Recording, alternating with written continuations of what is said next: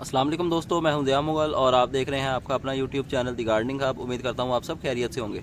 तो आज की वीडियो में मैं आपको एक ऐसे प्लांट के बारे में बताने जा रहा हूं जिसका जिक्र हमें कुरान और हदीस में वाज़ेह तौर पर देखने को नज़र आता है।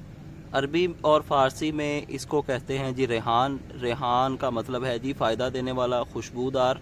उर्दू और हिंदी में इसको कहते हैं रेहान और तुलसी। पंजाबी में इसको कहते हैं न्याज़बो। तो न्याज़बो आपने अक्सर सुना होगा कि न्याज़बो का प्लांट बहुत ज़्यादा फ़ायदेमंद होता है। तो आज की वीडियो में मैं आपको इसके बहुत ज़्यादा फ़ायदे भी बताऊंगा और इसकी केयर भी बताऊंगा और ये भी बताऊंगा कि आपको ये घर पे क्यों रखना चाहिए।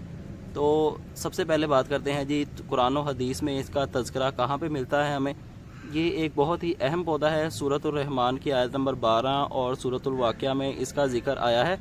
नबी सल्लल्लाहु अलैहि वसल्लम ने इसे बहुत ज़्यादा पसंद फरमाया है और नबी पाक सल्लल्लाहु अलैहि वसल्लम ने यह भी फरमाया है कि जिसे ये पौधा रेहान इसका नाम लेकर उन्होंने कहा है कि जिसे ये पौधा यानी कि रेहान दिया जाए वो इसे लेने से इनकार ना करे बल्कि इसे खुशी से कबूल करे। तिरमिज़ी की रिवायत के मुताबिक भी नबी पाक सल्लल्लाहु अलैहि वसल्लम ने फरमाया, तुम में से किसी को रेहान दिया जाए तो लेने से इनकार ना करो, क्योंकि यह पौधा जन्नत से आया है और इसके बहुत ज़्यादा फ़ायदे हैं।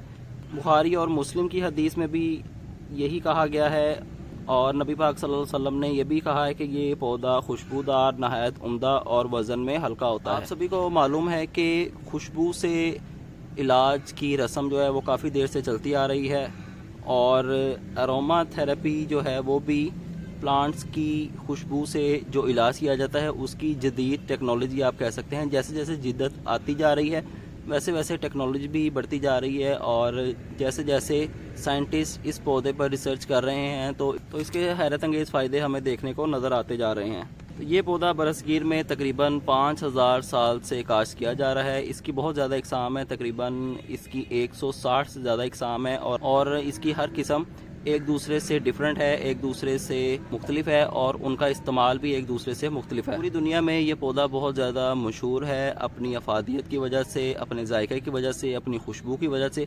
इसके पत्ते और इसकी जो फूल हैं ये आपको नज़र आ रहे होंगे, ये इसके फूल हैं और ये इसके पत्ते हैं। इसके पत्ते भी इस्तेमाल होते हैं और इसके फूल भी इस्तेमाल किए जाते हैं।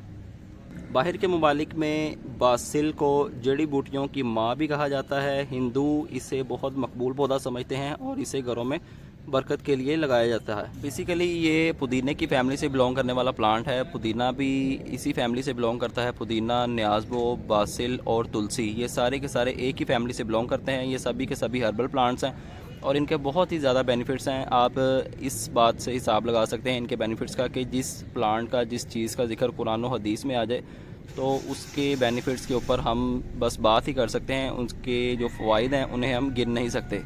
इसके अंदर विटामिन, मादनियात, कैल्शियम और कैंसर से लड़ने वाले बैक्टीरिया और दीगर कुदरती अज्जा कूट कूट कर भरे होते हैं। इसकी सबसे अच्छी बात यह है कि जिस्मानी डीएनए को बेहतर हालत में रखता है, क्योंकि आपको पता है कि डीएनए ही हमारी ज़िंदगी की किताब है। डीएनए में अगर कोई गड़बड़ हो जाए तो इंसान जो है वो कई किस्म की बीमारियों का शिकार हो जाता है। अगर डीएनए अच्छा हो, सेहतमंद हो और ठीक तरीके से चलता रहे हमारा डीएनए तो ही इंसान सेहतमंद और तंदुरुस्त रहता है। तो इसके अंदर कुछ ऐसे बैक्टीरिया होते हैं जो कि हमारे डीएनए को बेहतरीन हालत में रखते हैं।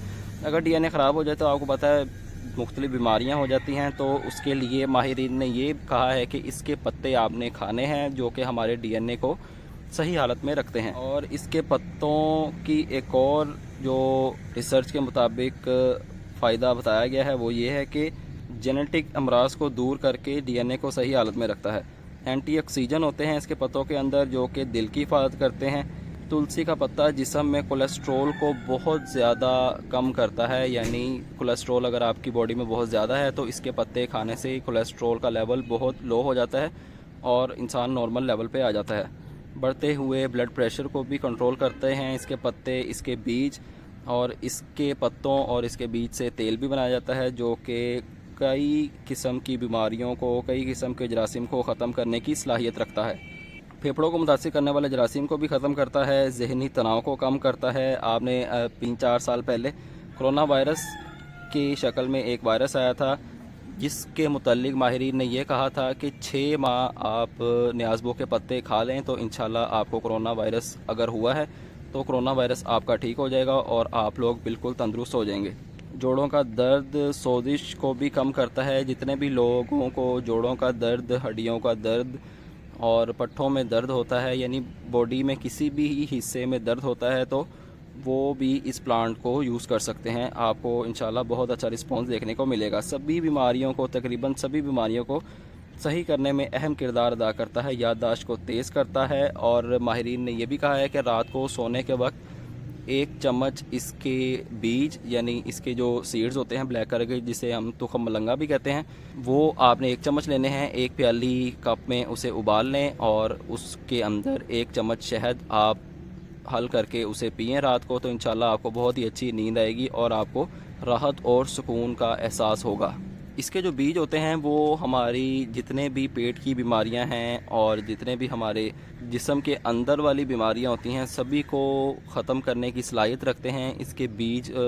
इसके बीजों की तासीर ठंडी होती है। अगर आपको मैदे में सोजिश है या मैदे की गर्मी है तो आप इसके बीज को पानी में हल करके भी पी सकते हैं या उन्हें दूध में हल करके भी पी सकते हैं, तो इंशाल्लाह आपको बहुत अच्छा रिस्पॉन्स देखने को मिलेगा। तो ये पूरा का पूरा पौधा ही हर्बल प्लांट है और इसके बहुत ज़्यादा बेनिफिट्स हैं। इसके पत्ते भी बहुत ज़्यादा फ़ायदेमंद हैं, इसके बीज भी बहुत ज़्यादा फ़ायदेमंद हैं।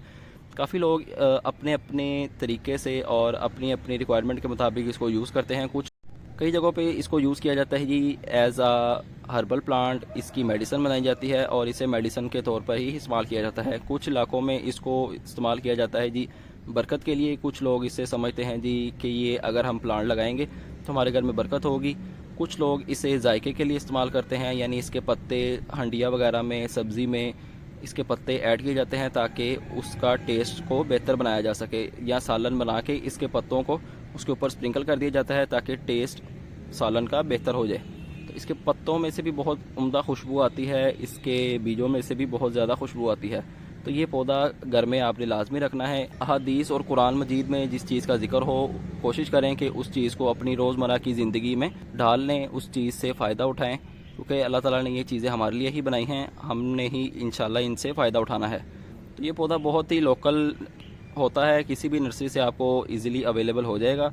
आप ये पौधा ले आएँ, इसकी अच्छे से केयर करें। केयर भी करना इतना कोई मुश्किल नहीं है, बस आपने इसको टाइम टू टाइम पानी देना है और ये पौधा आपके पास 12 महीने ही ग्रो करता रहेगा। और इसको टाइम टू टाइम यूज़ करें और इसके जितने भी फ़ायदे हैं वो हासिल करें और बीमारियों से निजात हासिल करें।